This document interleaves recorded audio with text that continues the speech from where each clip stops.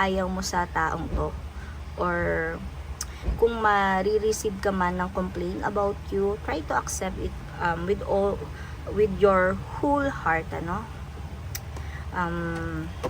Tanggapin mo kung ano man yung maling nakikita sa iyo, or kung sa ibang tao to, no, na related sa iyo, no, kausapin mo siya ng maayos, guys,